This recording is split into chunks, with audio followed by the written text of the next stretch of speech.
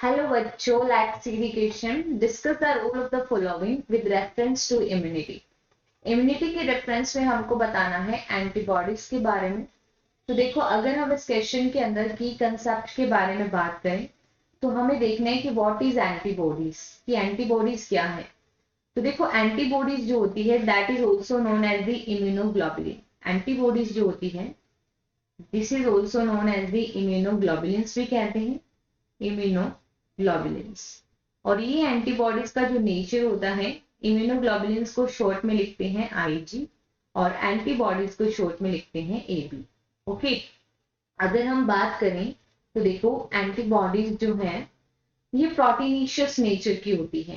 Antibodies proteinaceous nature की होती है, प्रोटीनिशियस, राइट, प्रोटीनिशियस नेचर की या प्रोटीन नेचर की भी कह सकते हैं। और ये एंटीबॉडी किसके अगेंस्ट बनती है? This antibodies are form against the antigen. ठीक है, एंटीजन के अगेंस्ट पार्टिकुलर टाइप की एंटीबॉडी बनती है। इट इज फॉर्म्ड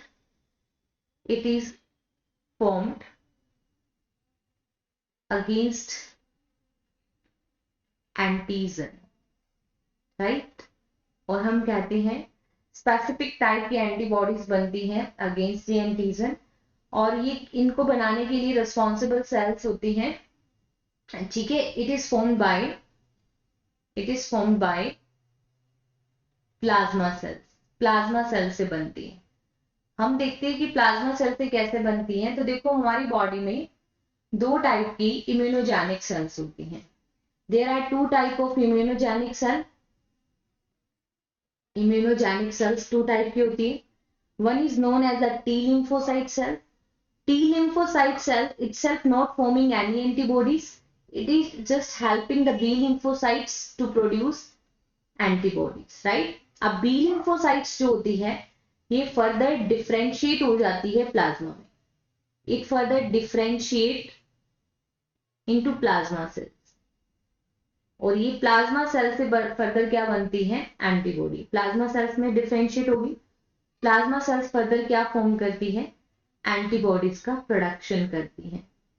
अगर हम बात करें डिफरेंट टाइप की एंटीबॉडीज बनती है लाइक इम्यूनोग्लोबुलिन जी एंटीबॉडी। ये सबसे स्मॉलेस्ट एंटीबॉडी होती है, स्मॉलेस्ट एंटीबॉडी है। ठीक है, इसका वेट सबसे कम होता है। अगर हम बात करें आईजीए एंटीबॉडी, ये इसको सिक्रीटरी एंटीबॉडी भी कहते हैं, सिक्रीटरी एंटीबॉडी। जैसे कि ये टीयर्स में प्रेजेंट होती है, मदर मिल्क में प्रेजेंट होती है। आईजीएम जो होती है ये हैवीएस्ट एंटीबॉडी होती है। हैवीएस्ट एंटीबॉडी किसी भी इंफेक्शन में पहले बनती है। ठीक है, आईजीएम, आईजीजी, आईजीए, और एक होती है IgD, that is known as the surface antibody. Surface antibody कहती हैं।